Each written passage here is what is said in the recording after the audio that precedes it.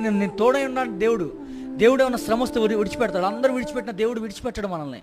Corona టైంలో విడిచిపెట్టాడు మనల్ని. ఎంతమంది లోకాన్ని విడిచి వెళ్ళిపోయిన వాళ్ళు ఉన్నారు.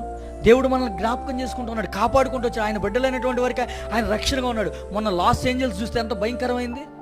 ఒక్కిళ్ళు ఉందంట, ఇంట్లో ఒక్కిళ్ళే ఉంది. మరి అన్ని ఇళ్ళు ఏమైపోయినాయి? మరి అన్ని కాలిపోయినప్పుడు అది కాలదా? ఆయన ప్రజలకు ఎప్పుడైనా తోడుంటాడు. ఆయన విడిచిపెట్టే దేవుడు కాదు. కానీ మన జీవితాల్లో ఏది చేసినా దేవుణ్ణి అడగండి, ప్రభా కష్టం వచ్చిందా, ఎందుకు తీసుకొచ్చావు ప్రభా, ఇది నా పొరపాటే. అందుకే యోనా అంటాడు, ఈ తుఫాన్ ఎందుకు వచ్చిందంటే నన్ను బట్టే ఈ తుఫాన్ అన్నాడు. ఒప్పుకున్నాడు, ఎత్తి నన్ను సముద్రంలో పడవేయండి, అప్పుడు తుఫాన్ ఆగిపోయింది అన్నాడు. చాలాసార్లు రియలైజ్ అయ్యడానికి ఇష్టపడం, ఒప్పుకోవడానికి ఇష్టపడం, చాలాసార్లు ఒప్పుకోవడానికి ఇష్టపడం. ఎందుకు? ఇగో అడ్డు వచ్చేసింది. ఇగో అడ్డు వస్తుంది. ఈరోజు క్షమాపణ కోరాలని